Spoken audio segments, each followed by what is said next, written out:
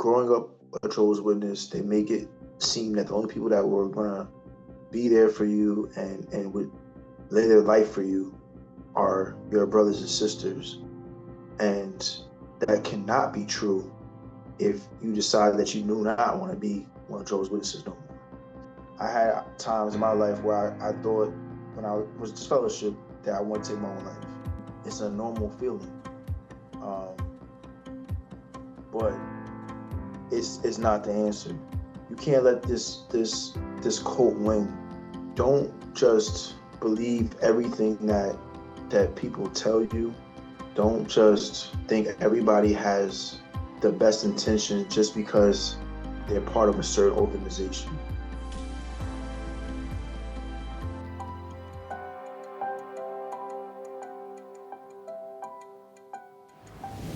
This is Seeds of Awakening, your home for higher frequency religious and spiritual conversations. I'm your host of my channel. My guest today is a fourth generation Jehovah's Witness. Yes, I've been spending time on the subject and may continue to do so because I'm getting great feedback from you all. So like I said, he's a fourth generation witness. He's disfellowshipped twice. He walked away from the organization. He suffered through depression, had suicidal thoughts. He became a corrections officer. Then he joined the military. It's quite an extraordinary story. But first, make sure you like, subscribe, hit that notification bell. Do all the things that trigger the algorithm. The most important thing is just to smash the like if you like this content. All right, so I'm bringing the guest in now. His name is David Horne. All right, so David Horne is in the house. Hey, David, how's it going? Fantastic. How are you, Amani? I'm doing great. Good to see you. Good to see you. I guess virtually. First of all, I watched your story the other day, so yeah, it's great to see you in the flesh. Yes, sir. Yes, sir. Yeah, so let's just get into it. Where are you from? How are you raised? And yeah, we'll just start there. Yeah, well, long story, but I'll try to shorten up as best I can for you. I'm originally from Long Island, New York, and Brooklyn, Queens, and Long Island, New York. And then when I was younger, my parents moved me to the Poconos in Pennsylvania area. Yep. You raised Jehovah's Um, Witness, obviously, and went through trials and tribulations with that situation. oh yeah. So I was born in fourth generation. My great grandmother learned about the religion in Brooklyn, and of course taught her children, my grandmother.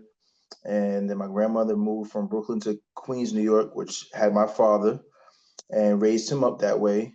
My grandfather, his father, uh, became a ministerial servant, but back in the 60s walked away and just never came back. And my dad then raised me and my brother uh, early 90s as Jehovah's Witnesses in Long Island, New York, and then we moved to Pennsylvania. Uh-huh. But definitely born and raised as a So yeah, JW. I don't want to rehash your whole story because people can watch it on your YouTube channel, which we'll definitely plug. But let's get into, like, I guess sort of the trials and tribulations, like when you started to maybe venture away from the organization. I guess you had a girlfriend that sort of got in trouble. You got in a little bit of trouble for that. Why don't you tell Yeah. that story a little bit? Why don't we let's start there? Okay. So I knew from a early age that I wanted to get baptized.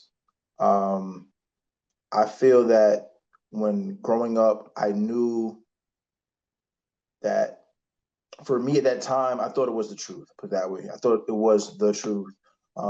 Like a lot of us did. We were, you know, given that 2, 3 times a week, downloaded that into our brain. This is the truth. And part of me growing up, early teens, I wanted to get baptized, but there was another part of me that says I was scared to get baptized because I was scared to bring reproach upon Jehovah's name. A little fearful of And fall short. Yeah, missed the yeah, mark. absolutely. So I remember having a conversation before I was baptized with my father, and I said, "Hey, I want to do this, but I knew there's some things I still kind of wanted to do that were considered in their eyes worldly." And I told my father this, and he said, "You gotta rely on Jehovah. You gotta pray more. And if you pray more, rely on Jehovah, He'll show you the way, and you got put your transgressions on Him, and He'll take care of everything pretty much." And so I tried to do that, right? I tried to do that, and um, I got baptized. I got baptized 2004. I was just shy of 13 years old when I got baptized. Yeah, I got baptized at 12, so I know all about the young Okay, indoctrination, all that happens. Like you figure you know absolutely. right and wrong, so why don't I just do it and get it over with, basically? Yeah, absolutely. And for me, looking back now, in my 30s, um, my brother was actually younger than me. We're 3 years apart, and so I was 12 going on 13. I think he just turned 9, and we got baptized the same day. And looking back at it now, I'm like, I was older brother, so I was at the point even that day that I told him I'm getting in the water before you. So it was a competition, Hmm. it was definitely a competition. And I can say that now. Back then, it was just I'm doing this for Jehovah. But now I'm looking back, yeah, it was definitely a competition. Interesting. And and I got baptized, and I tried to stay on that, as they call it, the straight and narrow for a couple of years. But 13, 14, 15, start going through those puberty ages. Girls start looking from gross to start looking good. And I was just, a normal teenage kid, just happened to be in a cult and didn't know it at the time. And I went through the motions. I remember, you know, girls getting my phone number and calling me, on the summertime, on the summer breaks, and me trying to get their little phone number and call them and trying to convince my parents that I need, we didn't really have phones back then, but we had the the telephone in our own room. We had our own line. So Hmm. trying to convince my parents that I needed my own line to my own room. And my parents said, well, you pay your own bill, you can get Yeah, your own mine said the same thing. line. So that didn't work out too well. Well, I had a But both my job, so I ended up getting a job and then paying for my own line.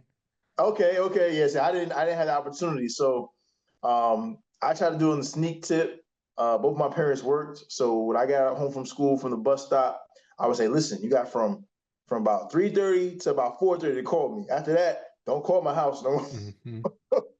more.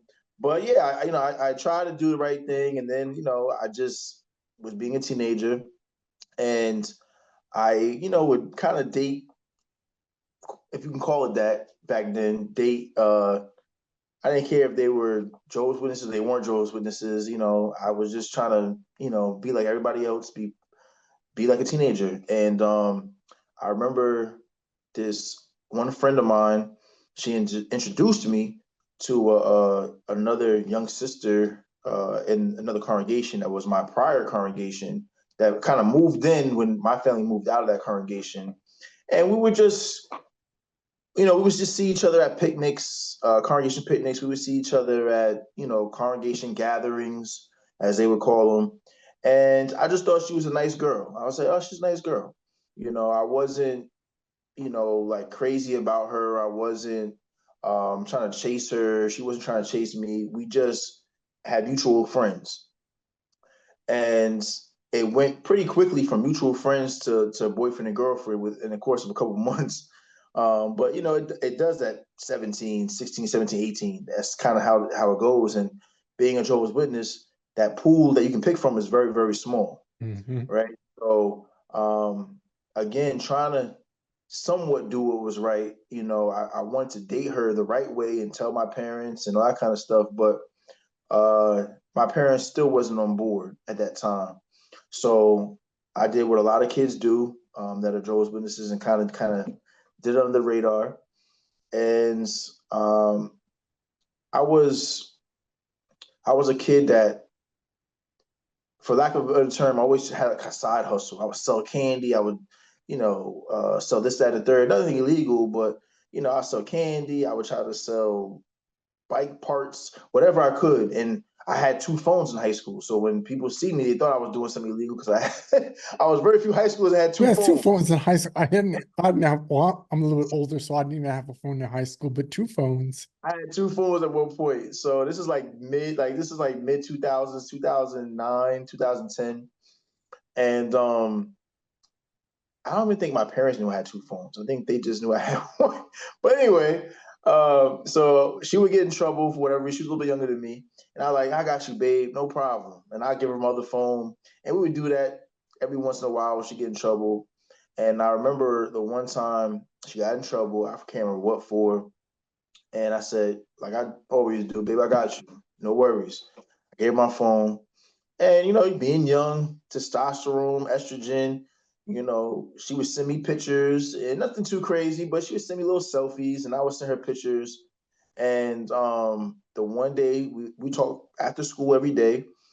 And the one day she's talking to me on the phone. I'm talking to her on the phone. And my parents weren't home yet. And her mom was kind of a stay-at-home mom, so she knew her mom was in the house, but she didn't realize that day her mom was outside her door trying to figure out who she talking to because Hmm. I took your phone. So And how is she talking? And how is she talking to you? yeah, how exactly? Well, she didn't know who she was talking to. She just knew Right. she was on the phone, and they took her phone that week.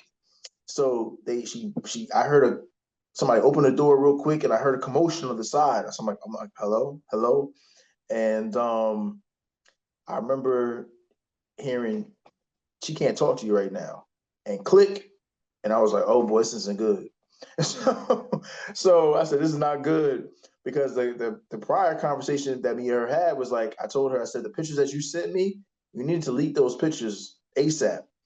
And come to school the next day, she really didn't want to talk to me, and I gave her space. But towards the end of the day, I was a little impatient, and I had to figure out what was going on. And come to find out, her mom went through the phone and saw the pictures that she sent me and the conversation that her and I had, and she wasn't too happy. She Mm. wasn't too happy. And at the time, my father wasn't an elder; he wasn't serving as an elder, but her father was serving as an elder. And when she told me the rundown, I was just like, "Yeah, this isn't good. This really isn't good." And I don't think that night I slept too well. Next day, I saw her in school. Her and I had a conversation, and as she's telling me more in detail what happened, um, I had a selfish moment. I was just like, man, I was graduating that year, high school, and I said, man, nobody's gonna come to my graduation. I'm about to get reproved.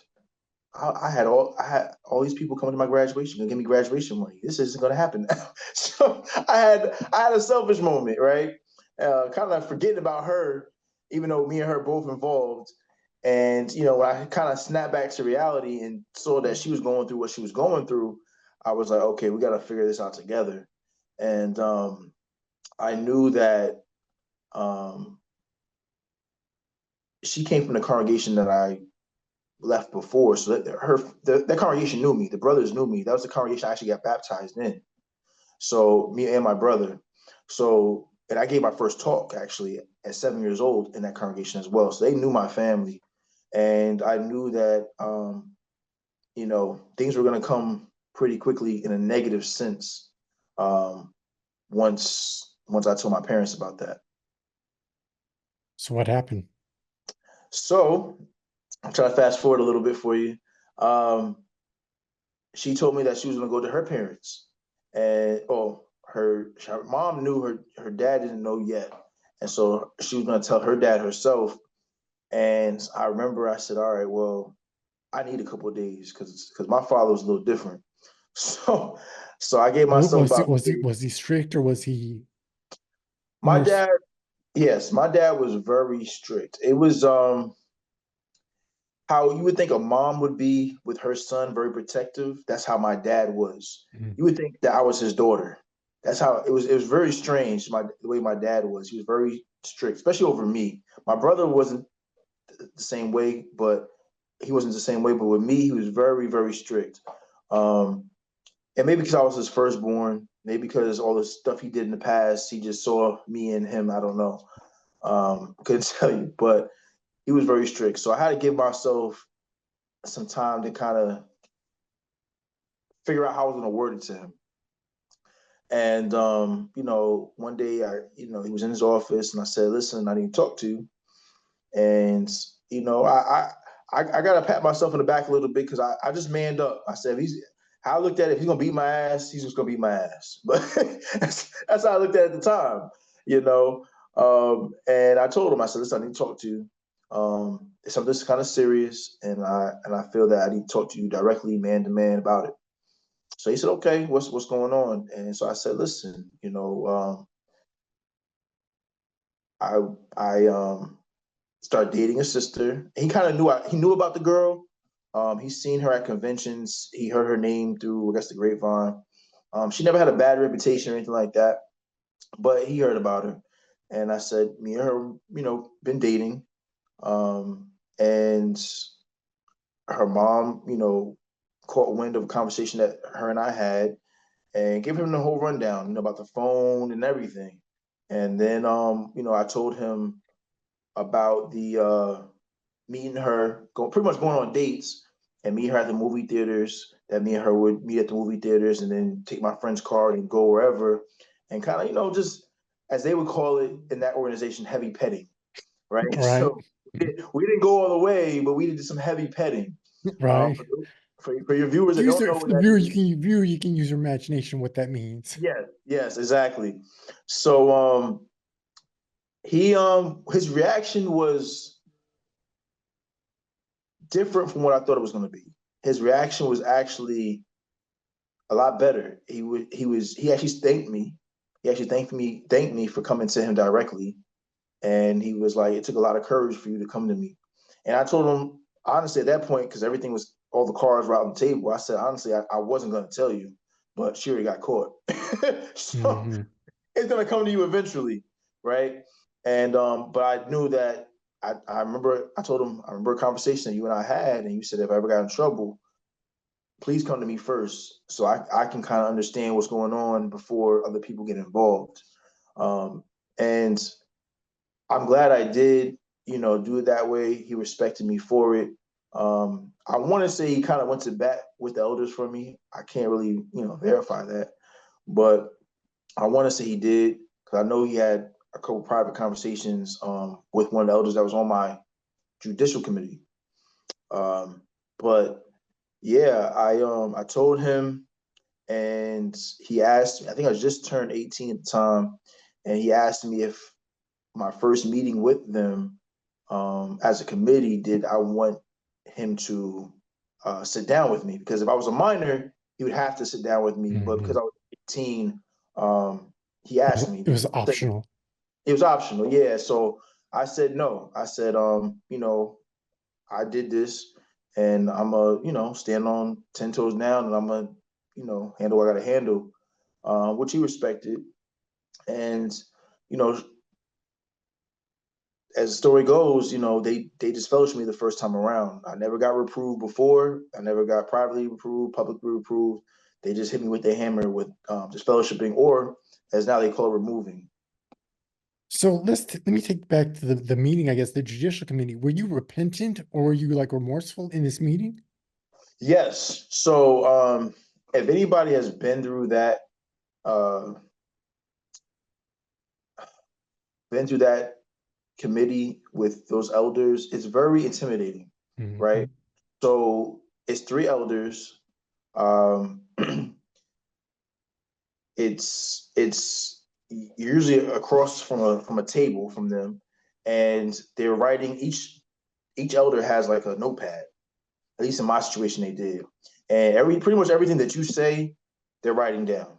Every question they ask you, they're writing down your answer. If you rebuttal it, they're writing that down, what your rebuttal was. They're writing down the scriptures that they share with you. They're writing everything down.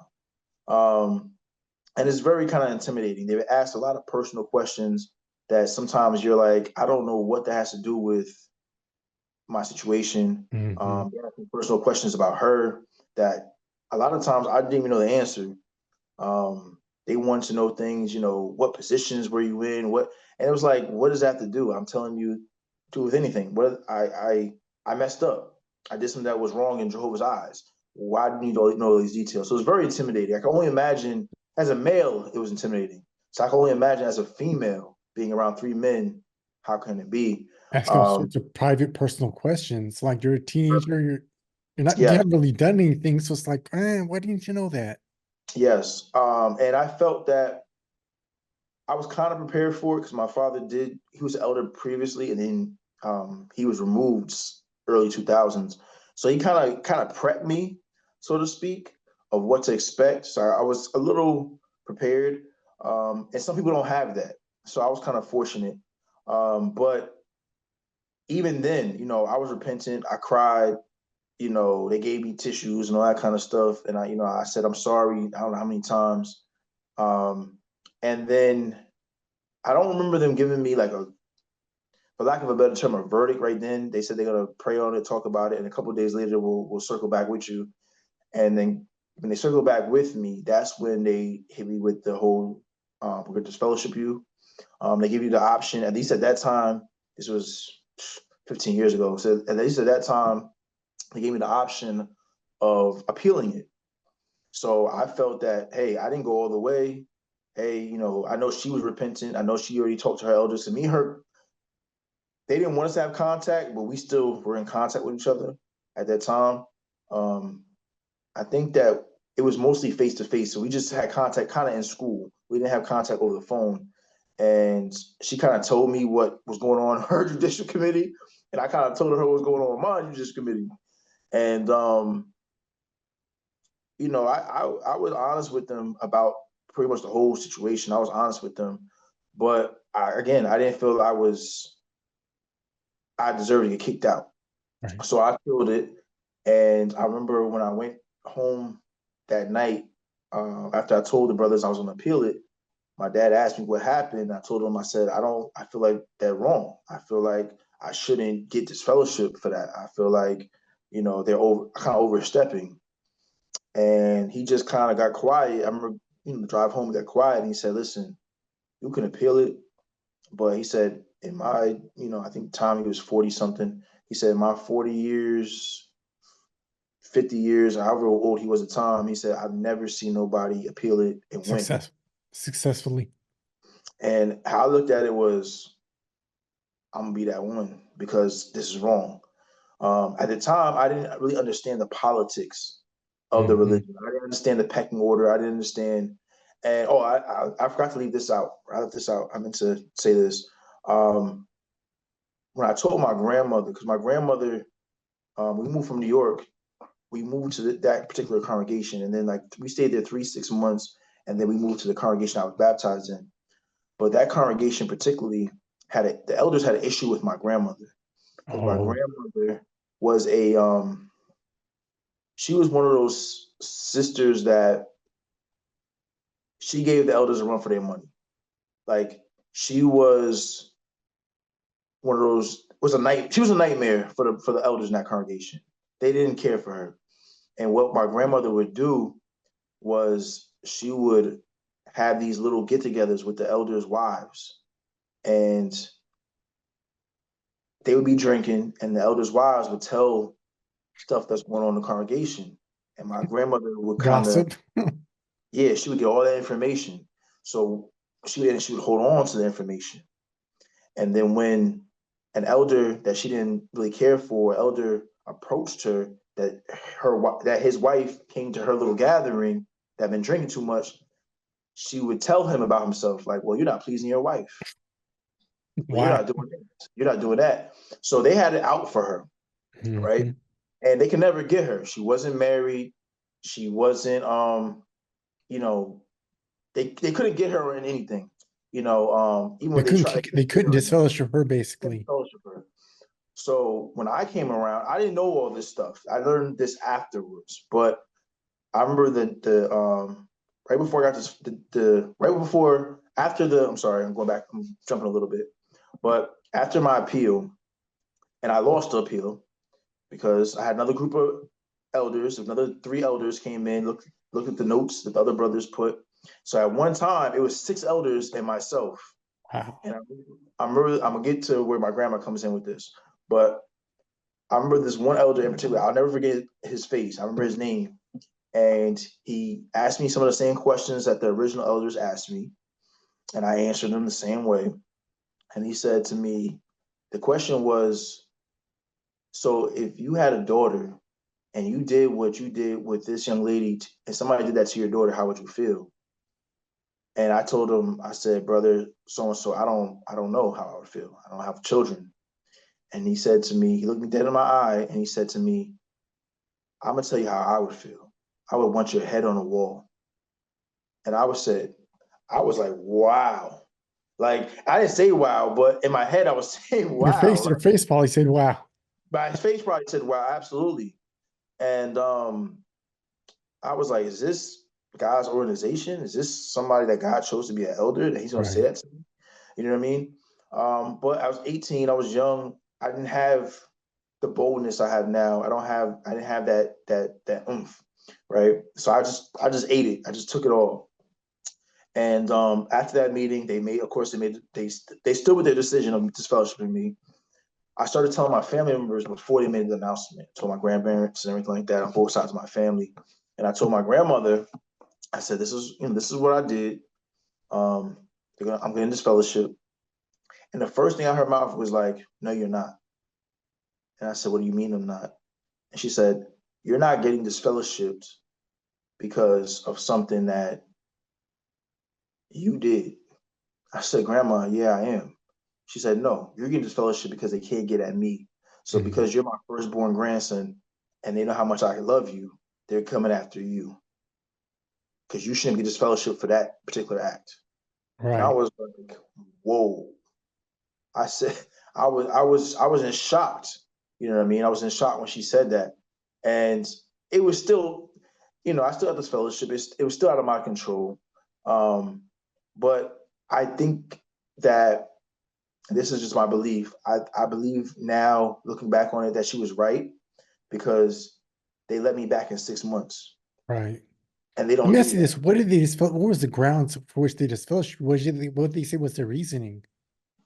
Uh, this is like I said, this is a long time ago. So basically, I I think it was because I told them, all right. So when they asked me, did anybody else know about it, right? Right. About in her, I said yes.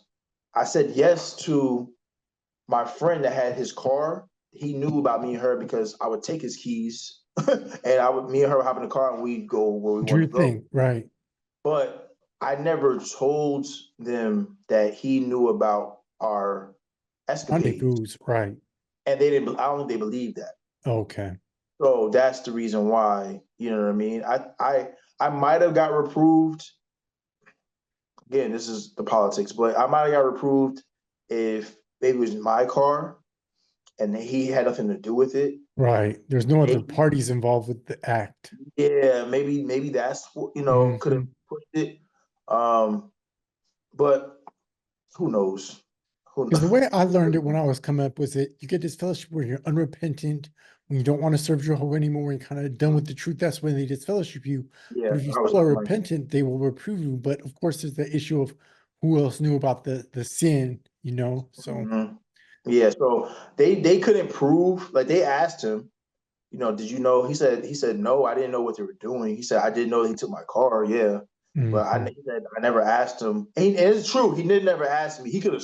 I mean, you could assume I'm picking up my girlfriend, but but he never asked me. I never told him like, hey, this bro, this I'm gonna go, do this with my girlfriend. But he'd be like, yo, you take the keys? Yeah, give me the keys. Okay, kind of get that head nod, and everybody kind of knew what was up, but it was never a verbal thing, you know.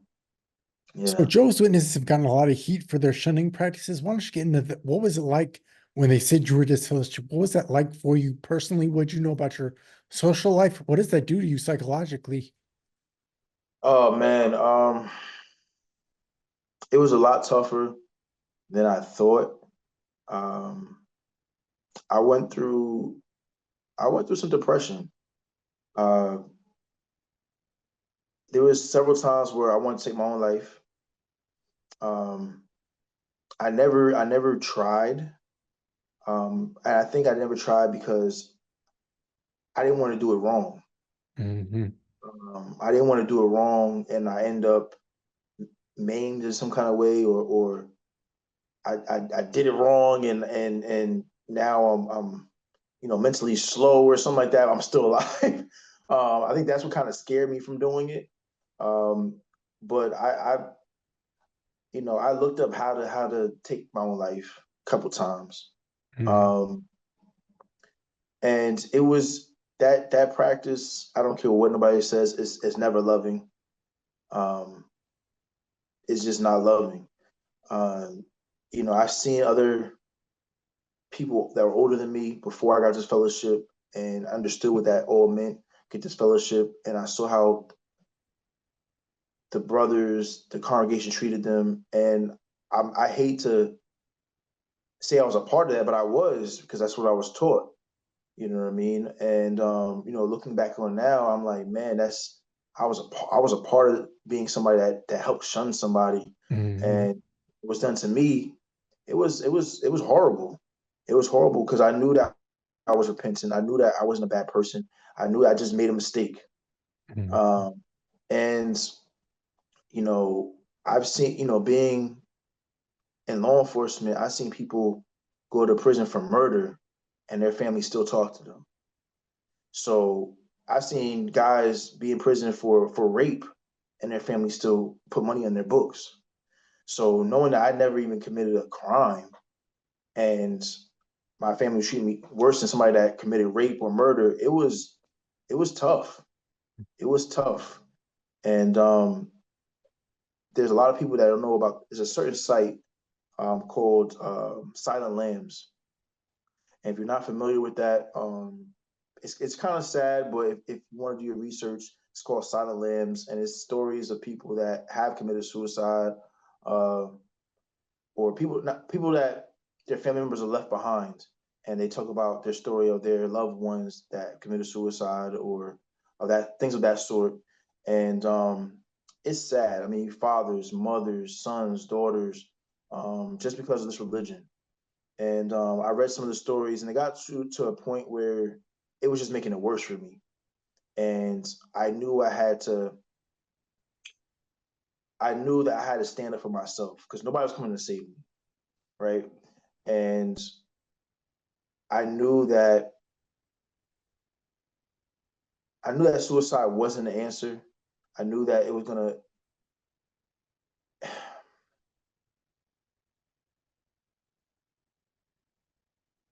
It took a while to get to that point to know that it wasn't the answer. Mm, Um, I remember having a conversation with my father one day because my father was a fellowship early 2000s, and I asked him. I said, is this normal? Is this normal to feel this way? And he even told me, he said, yeah, I had times in my life where I thought when I was disfellowship that I wanted to take my own life. So he told me that I realized, okay, that's a normal. Unfortunately, it's a normal feeling, um, but it's not the answer.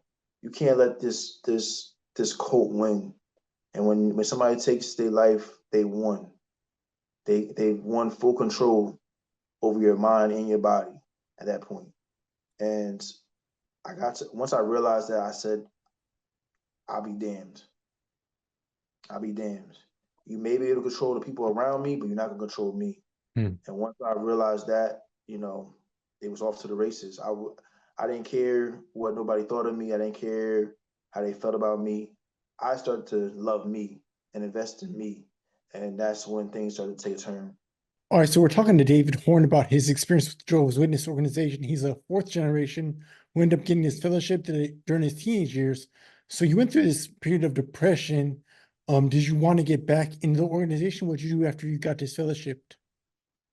So yes, Marty, I had every intention of going back. That's religion wise, that's all I knew. And so, majority of my family was in, and my dad really pushed me to come back. Uh, the other part of me didn't want to come back. There's another part of me that said it was kind of a woosah, like, all right, I have no eyes looking at me. I can kind of relax now. I don't have to be going out to field ministry. I don't have to be raising my hand at every congregation meeting. So it's kind of like a for lack of a better term, like a vacation. I didn't have any pressure on me. I didn't have to worry about people, looking at me too crazy if I didn't give a comment. So there's a lot less pressure. So that felt good, honestly. Um, but the other part of me again was, I need my family back. I need my friends back. Mm-hmm. So that kind of outweighed the vacation part. And I knew I had to get back to business, so to speak.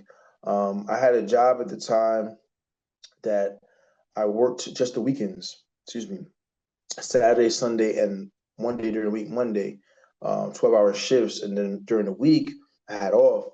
So Sunday was a kind of a challenge to make. But what I would do was I would tell my supervisor, I would get 3 breaks. I would get 2 15-minute breaks and one 30-minute break. So I would do is tell my supervisor, hey, can I take all my breaks at one time? And the Kingdom Hall was maybe 7 8 minutes down the road from my job. So I would just ask my supervisor, hey, can I take all my breaks at one time instead of throughout the shift so I can go to my meeting? And he's like, it's your break. I don't care. So I take my break. I would eat whatever I had to do, drive to the hall.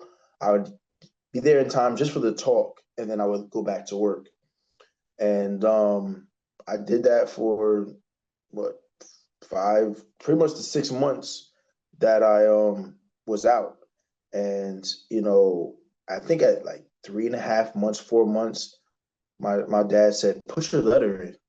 And I'm looking at him like, for those of you that don't know, the letter is saying basically that you want to come back to the organization. Mm-hmm. And I was like, it's only been 3.5, 4 months. I said, there's no way they're gonna let me back. So he's like, "We'll do it anyway." I said, "No, I'm not doing it. It's too early." So then 5 months came, and he said, "Put your letter in." And I think at that time, what he was doing was I don't want to say pressuring the elders or nothing like that, but I feel like he knew something I didn't know. Well, I mean, And they he, disfellowshipped you for like something you were repentant for, so maybe he knew that they were gonna let you back in kind of early because they knew they were gonna unjustify disfellowshipping. Maybe it was that. yeah, I mean, it could have been. I personally, I don't know. Part of me felt it was too early. Part of me was kind of enjoying being out. Yeah. Not having to I go out and field kind of, service and comment during the meeting. yeah, Yep. absolutely. So I was like, I'm not ready yet. Well, I didn't say I wasn't ready yet. In my head, I said I wasn't ready yet, but outwardly, I was like, it's too early yet. And so when it got close to my 6 month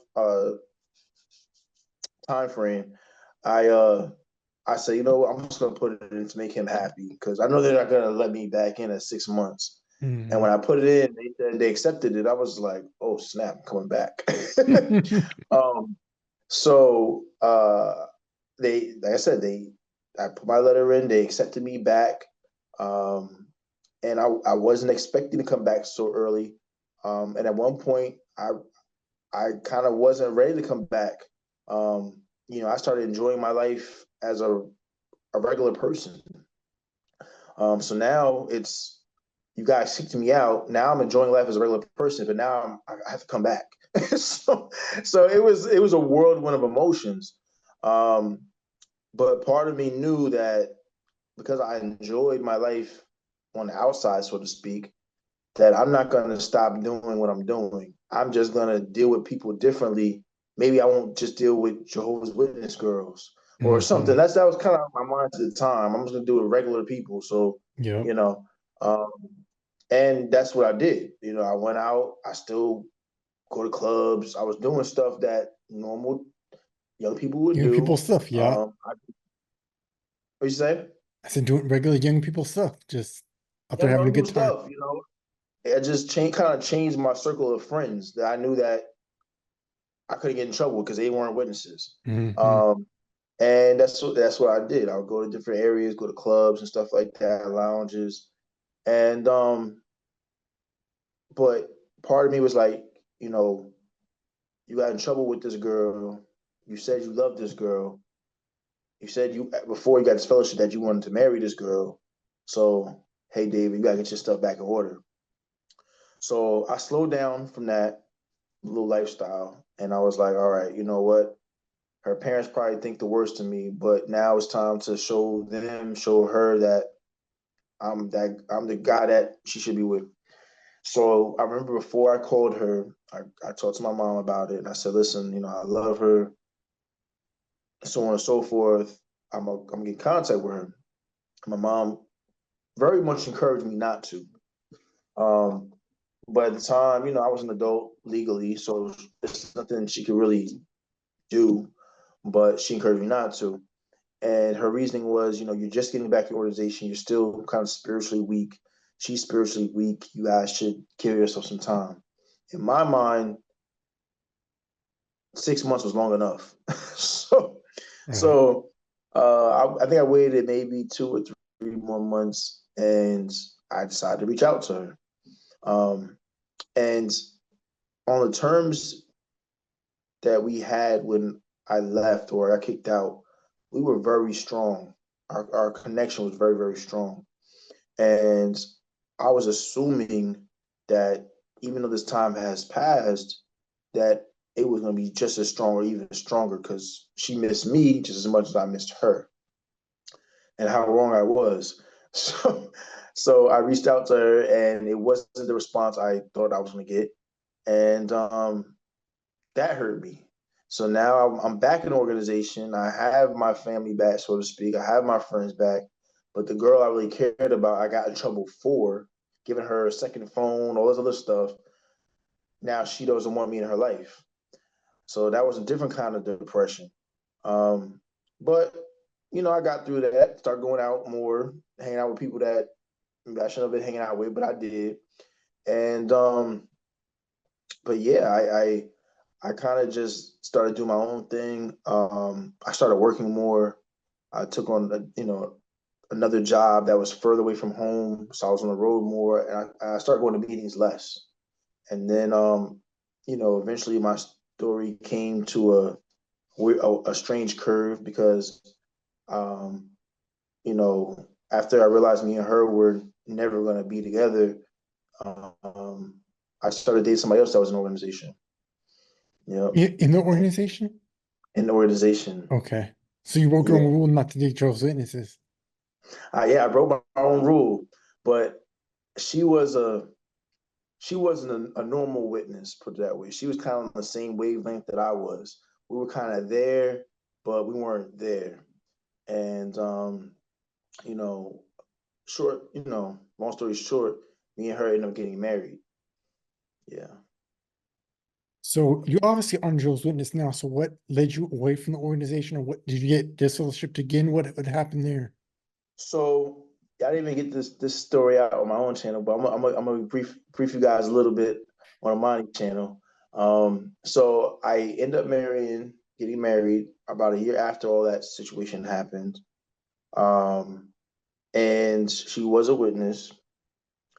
And even though I came back to the organization, even though um, I want to say that my love for Jehovah came back and all that stuff because it sounded good. I still was 100% in, and mentally, physically, I was making I think every meeting, but mentally, I wasn't there. They call it Um, PMO, physically and mentally out. yeah, I didn't really know the expression for it at that time. I just learned it. I just learned it. Yeah, I mean, honestly, you could say that. Um, I still, I still had somewhat of belief in it though.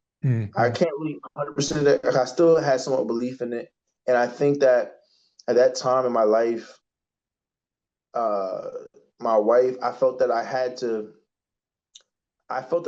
be a spiritual head. I just didn't know how to really lead, because I still had doubts myself, and it wasn't doubts where I did research and was like, I'm doubting this. It was just like, I don't think all this stuff is correct. But it was I never researched it, and I was trying to It was balance more gut feeling. more gut feeling, more gut feeling, more just now that I'm married, I'm not under my parents' roof. I can kind of do my own thing. And me and her worked a lot. We worked a lot. So we tried to make as many meetings as possible, but she wasn't a spiritual, for lack of better, she wasn't a spiritual support. I wasn't really a good spiritual head. We would just go through the motions. Mhm. And we, like any married couple, we had our issues. But I think, because we both were young, just we just want to kind of do our own thing, Mhm. and How, it how was old it were was you? at the time when I got married, I was 19. Okay, young, super I was young. 19 and she Yeah. was a little bit older than me, but I realized when I in my 30s that I was running, trying to get out of the organization. I was running from my family. I was running from that congregation. And so the next best option was her. And I could say that now. Back then, I didn't see it that way, but as I got older, I saw it that way. I started to see it that way, and it was just a bad combination of things. She wasn't a bad person, It's just it was a combination. It's just the timing wasn't right for her and I, and you know, we were together maybe 3 years, and like I said, I wasn't ready, and I was 19 when we got married. I was 21. We were still married. But now at 21, I'm able to drink. So that became a big thing. And I started doing my own thing. I started going. When I was 18, I was to go to certain clubs. Now at 21, I can go anywhere. Mhm. And it wasn't a good it just wasn't a good combination of factors. And I wasn't disciplined at all. When it came to alcohol, I wasn't disciplined. When it came to, women of the opposite sex, even though I knew I was married, I wasn't disciplined. Mhm. I had no discipline whatsoever. And I'm not going to say it had to do with religion. It was just me, Right. as a person. Um, and it's funny now because I feel like I have more discipline now, not being a witness, than when I was a witness. Mhm. But Plus, you're a little that's bit older now. You have some maturity under your going belt. exactly going through life, maturing. Um, but yeah, it was so many different factors at that time, and I don't make any excuses. I did what I did. I made the choices I made. Um, but yeah, so I came. I got this fellowship. I came back. Me and her got married, and we were married roughly 2.5 years, and I started going out to clubs and being drinking too much, being around women, and she said, "You know what? I'm done. I can't with you." And we tried to make it work a couple of times, and there's some other crazy stuff that kind of happened that I'm not going to really get into on your channel, You don't have but to. I'm not going to ask. yeah, but it got to the point where it was best for both of us to separate. And so I did, I did, and I went through it again, the depression and stuff like that. I ended up getting this fellowship again in a different congregation. Was it for Um, like adultery or for getting divorced? What was the grounds on yeah, this time? yeah, adultery, yeah, at that time. Okay. Um, I that one, I'm like, I deserve this one. Right. The first one, I was like, I didn't deserve that one. This one, yeah, I deserve this one. Um, Getting this fellowship the second time, it was more like a callus. Like it was like, all right, I've been through this. I know what to expect. It didn't hurt as bad, Yeah. I felt bad in the sense of more people were involved because of my wife. Um, Before it was my ex girlfriend, whatever, but it was more me. Now that I made a vow to somebody, that was more little tougher, Mhm. and that part of it. But this fellowshipping itself, my family cutting me off again, that part really didn't bother me as much because I'm like, I already went through this. I know what to expect. Um, and it's sad to say that. It's sad to say that, you know, y'all didn't have enough contact with me the first time, or didn't do with me the first time. I'm used to it the second time. I'm used to being treated like crap. you know. Well, you kind of know what to expect. You kind of been through the ropes. You kind of felt like this time might have been a little bit more justified, so you could rationalize it a little bit more. I could rationalize a little bit more. What is very ironic about the situation is when I told my family that I was getting this fellowship the second time, my dad was not serving as elder at this time, but he told my wife, why is he going to the elders about this? Really. He told my wife, and she was shocked when he didn't tell me this. He told her this, and she told me this, and I was shocked when she told me this. I was like, why would he say that? Like, I couldn't figure out why would you say that? And I think it was basically like, I don't want to go through this and not have to talk to you again. You know what Right. I'm saying? And honestly, how I look at it is like, you're my father. If you want to talk to me, you can talk to me. You don't have to worry about these men in upstate New York. But he didn't look at it that way. But yeah, that was the thing, man. The second time around, it was a lot easier. Was there like one thing that convinced you that this was not the true organization that it claims to be? Was there something that specifically happened, or was it just the life experience that you had in the organization? um, it was not necessarily the life experience I had in the organization. It was a life experience I had outside of the organization.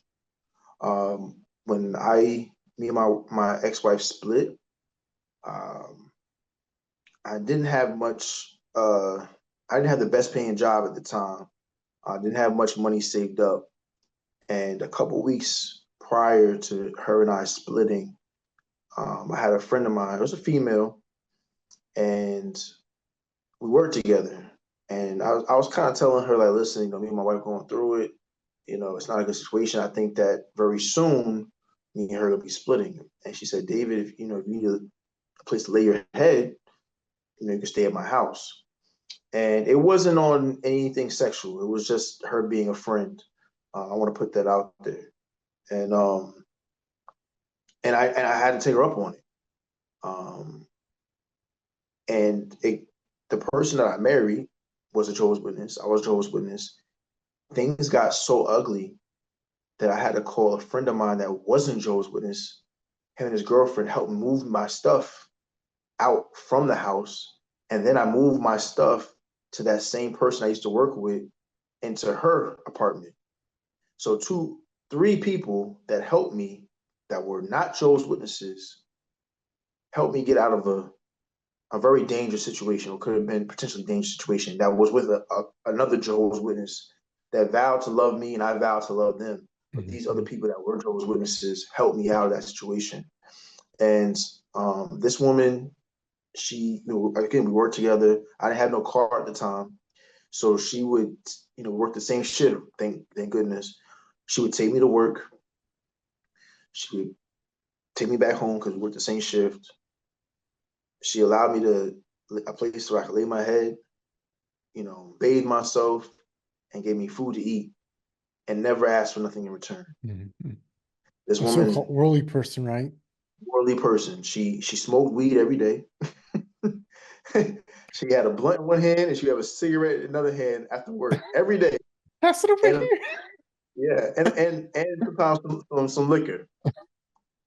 And um, even though she had a blunt, this is before we had dispensaries and weed was legal. Hmm. So, but she had a blunt in one hand, cigarette in her hand, and a cup of liquor or two shots of liquor on the table in front of her every day after work. But she showed more love than the people that said they were my brothers and sisters. So That's that really was a cool. turning point. Hmm. And when I left her house, I understand with another friend of mine, which was kind of on the same wavelength with smoking weed every day, smoking. She didn't have much, but she always made sure I had a place to lay my head and food in my stomach. And that was probably the awakening for me. Hmm. Um, because these were, like you said, worldly people that Well, so don't I don't even consider people worldly anymore, but according to Jehovah's no, I don't Witnesses, they are. say but just off of their expression of the worldly people. Right. Um, you know, these were worldly people, people that don't love God and all this other stuff, but they show more God-like type love to me Right. than my brothers and sisters, some of who I was raised from almost damn near childbirth. And then from then, after me and her split, I started really diving deep into my career path. I tried to Okay. figure out what I wanted to do. She was my ex-wife was a big drive in that because when we split, one of the things she said was, you'll be nothing without me. And I was like, okay, don't just watch. And I ended up moving from up north to down south and became a correction officer. And then my life actually turned around for the best How when did I you went to. choose that as a career path? I'm just curious. Because So yeah, witnesses are like anti-gun, they're politically neutral, they're yep, absolutely. So my grandfather, who I spoke of earlier, uh, he was a witness back in the 50s and 60s. And in the 60s, him and my grandmother, the one I spoke of earlier as well, they split. And when they split, my grandfather, he went into being a welder in the Navy Yard in Brooklyn, New York. And then while he was in the Navy Yard, he needed a job that paid a little bit more. So he was looking in the newspaper and he had an advertisement for police and corrections. And even though he wasn't, when he split from my grandmother, he stopped being a Jehovah's Witness. He just kind of faded away. He still had that kind of witness mentality. So he decided that he wanted a city job. He decided he wanted a job with benefits that was going to pay well, but he didn't really want to carry a gun. So he went towards corrections instead of police, because correction officers, for the most part, unless if we're in the prison or in the jail, we don't carry a firearm. So he went for that. And growing up, seeing that he faded away, seeing that he moved down to Florida, had a big house on the water, he had 3 Mercedes Benz in his driveway, I was like, okay, yeah, that's what I'm gonna do. gotcha. Especially being a black male, I'm like, all right, he had a legal job with benefits. It He could probably never didn't sell require dope. college education as well, because that's the whole issue, because witnesses don't really aren't proponents of college. So Yeah, yeah. So when my grandfather first got in his career, he didn't have a college education. mhm. Um, Being correction officer actually afforded him the opportunity to get his bachelor's while he was in corrections. So, with that being said, as well, when I looked into a career path, that's what I wanted to do. My grandfather was he was a big factor in my career path. Okay. Again, the fact that he was a witness and he walked away and he gained all these things, I'm like, okay, so if I walk away, I'm not gonna be, in Haiti somewhere. I'm Right. gonna, There's life after the Jehovah's Witnesses. Yeah. yeah, I could actually have success because he's Right. had success. So that was a big factor in me choosing correctional field. Uh, yeah, and he guided me along the way, and I started my career in corrections, and How were you then? How were you at this point? I was 20. I was 20, just turned 23. Okay. And you still work in the field now? I'm not. I'm in the military now. Whoa, whoa, whoa. Okay. So Yeah, what so, branch? so I'm in the Navy. Okay. Navy. Um, so yeah, so I started at 23. I went into corrections. Kind of a side note to this, my ex-wife, her dad retired from corrections. Hmm. The same place that my grandfather retired from. And her dad was a witness, active witness. All these webs, like everybody's connected in some kind of way. Yeah, yeah. So, um, but back to a little bit my story. So I started at 23. I worked in the state prison for approximately about 4 years. I left the state prison. I went to the county jail, the sheriff's office in North Carolina, And then I got tired of being down south. I said up north, that's where I'm from, New York, New Jersey, Pennsylvania area. I said it's time to go back home. So I end up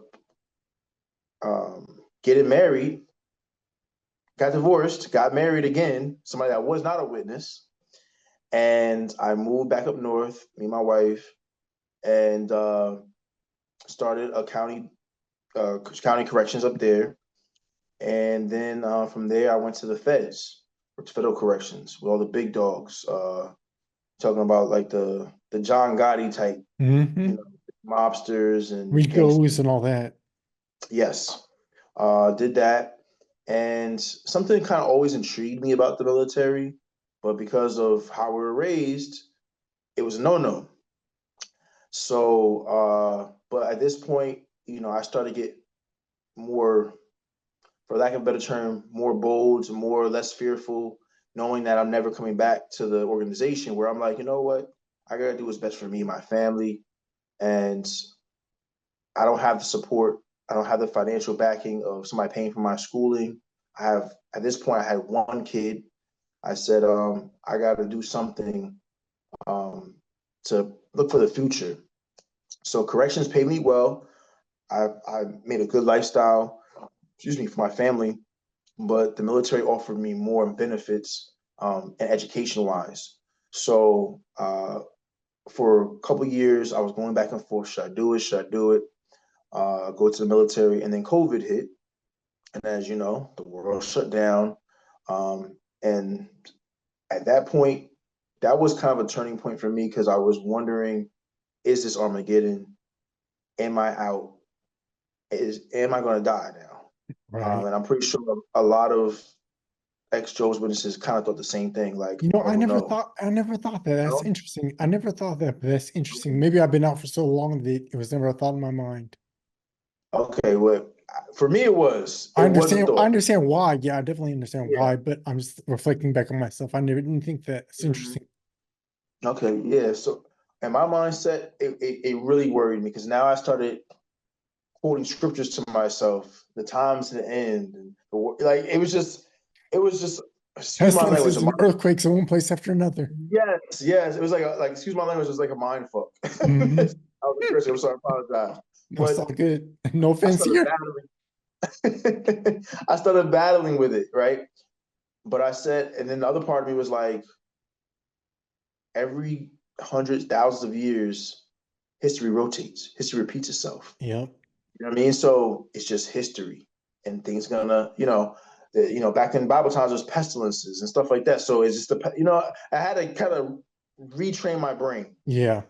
So once I got through that, um, my wife was pregnant with our second son. So I said, okay, this is not the time. Hey, I just started an Airbnb business at the time. So I was working in corrections. I had three properties.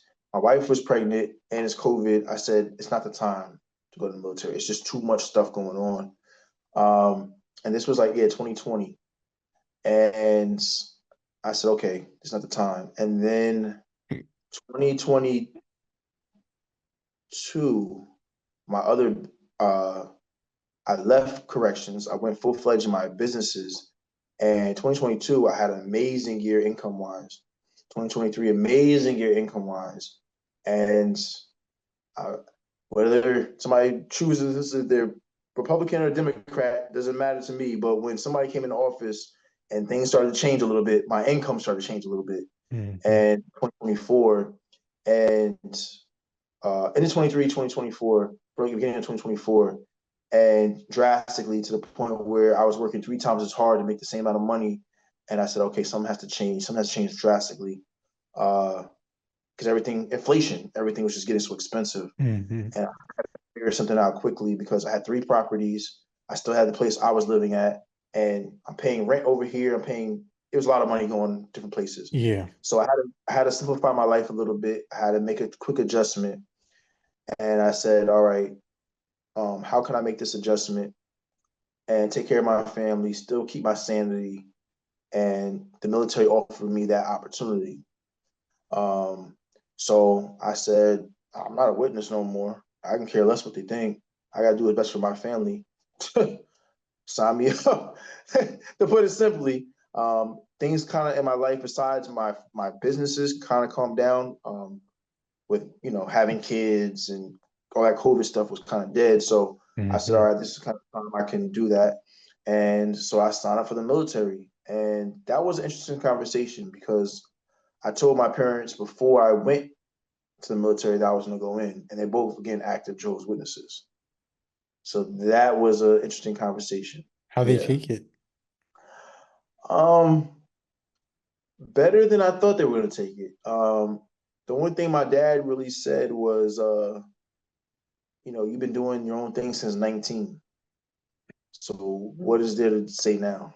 Right. You know, they say it kind of surprises me that you're doing this. He said, when you went to corrections, it didn't really surprise me because your grandfather. But this kind of surprises me. Um, Honestly, I think they were more concerned about how the organization views the military and views law enforcement, and it's always in a kind of negative connotation. Hmm.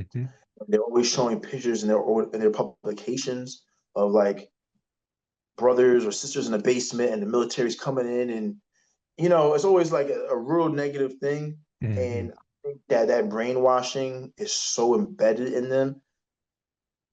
They just think that everybody in the military is I don't want to say is a killer, but it has something to do with killing somebody. Right. Um, and if you know anything about the military, yes, it's a war fighting organization, but there's a lot of jobs in the military that have nothing to do with warfare. Yeah, A my lot of dad us, was in the Navy as well. So yeah, he was in the Navy. He got drafted to Vietnam, but ended up going to the Navy because he didn't want to pick up a gun. So definitely. yeah, yeah. I mean, there's jobs where you're just a cook. You're just Hmm. cooking for the sailors. You know Clean what I mean? the trains or whatever. Yep. Yeah. So, and I told him, I said, this is what I'm doing. Um, I'm not asking your permission. I'm a grown man. I'm doing this out of the decency of and out of respect that you're my parents, and I'm not doing nothing sneaky. I'm telling you straight up, this is what I'm doing to provide for my family, take care of my family. And they actually respected it. They actually respected it, and they didn't treat me any differently after I made that decision. After I left boot camp and I came back to that area and I saw them, they actually showed love. So that was kind of interesting. And I honestly don't know, Amani, if it's because the organization has changed so much and they don't believe in it as much. They won't ever tell me that. Hmm. Uh, but I have a strong my gut is telling me that it's changed so much from the time how they raised me in it that they know something isn't right. And so now I think they're more accepting of certain things. So But again, even though you just fellowship your family, they talk to you and you have a relationship with your family. so I wouldn't say it's a relationship. Um, I would say more that it's a very it's a level of respect. Okay. Um, they don't call me out the blue. Um, my mom, she's in a group chat with my wife and I, and she'll just be like, "Hey, just think about the fam." This is her way of kind of getting in contact with me. She won't talk to me directly, but she, "Hey, I was just thinking about the family. Hey, I was just thinking about the boys. I want to make sure everybody's okay." So a couple years ago, she wasn't even doing that. Hmm. Um, so I'll take it. Even with my wife's birthday was last month, and it was her 30th birthday, and my mom texted her like a couple days before, like, "Oh, somebody's about to be 30. Just thinking about you, girl. Hope everybody's okay." And I told my wife, I said, "That's your happy birthday" in her terms. Exactly. Very much So so. It's enjoy as good as it's it. gonna get. That's as good as it's gonna get. Yeah, that's your happy birthday. And she's like, "Well, your mom been." I didn't know this part. She's like, "Your mom been doing that for years." I was like, "What?" I Right. didn't even know that. That's the only reason why I saw it because it was in our group chat. She's like, "Yeah, she's been doing that for years. Like near my birthday, she'll say, you're 1 year older, enjoy it. It goes by quick or something like that." And I was like, "Well, that's Yep. her happy day, her happy birthday." Hmm. So through the years, I feel like with the organization changing so many things so drastically, so aggressively, I feel that they know some things ain't right. They have too much pride to admit that they're wrong or They won't do their full research. But Hmm. put it this way, I've told my mom blatantly that this is not a true religion. This is a man-made organization.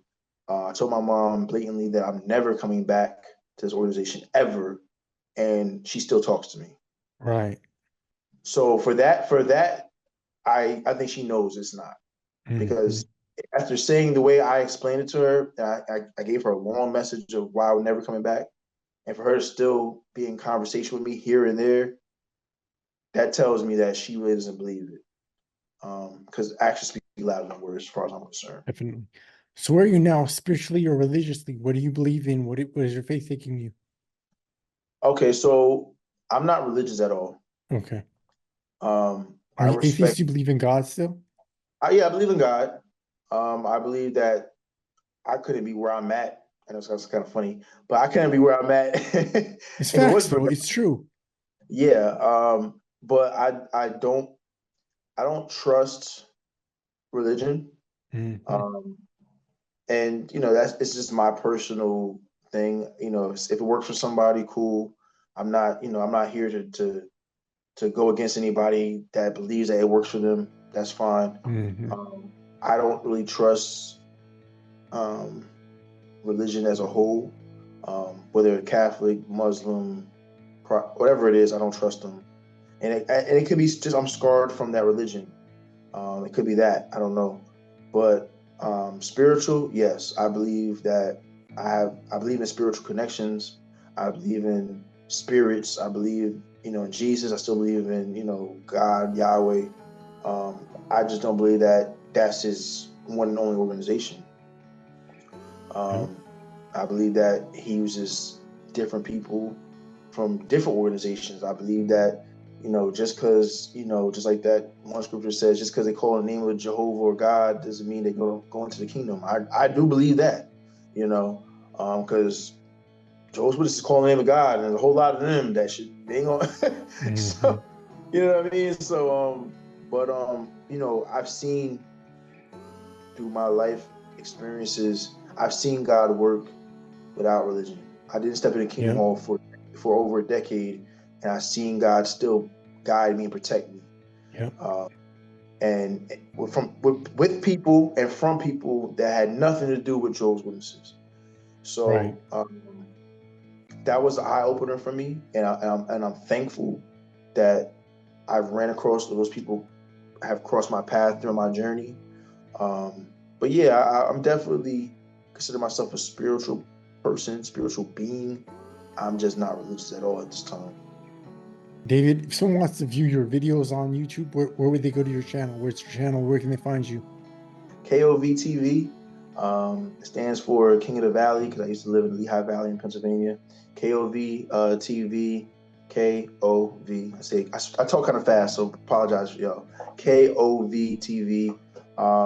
My channel is I don't really say it's an XJW. It's kind of a plethora of things. But I do talk about some XJW stuff. I talk about my story. I talk about the Navy. I talk about going into the military 30 plus. I talk about corrections. So there's a couple of different topics I talk on there about. Um, my goal is just to help one person. If you like my content, hey, please be a subscriber. Please like it.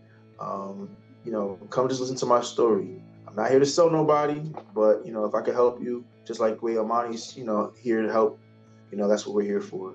So yeah, KOV TV. And if you comment, I definitely respond back. I definitely like the interaction. David Horne, I want to thank you for spending a few minutes for sharing your story. Good luck in all your future, and good luck with family, everything you got going on. Thank you, Amani. I really appreciate it. Thank you for having me on your channel. I really appreciate it. Nothing but love here. Thank you so much.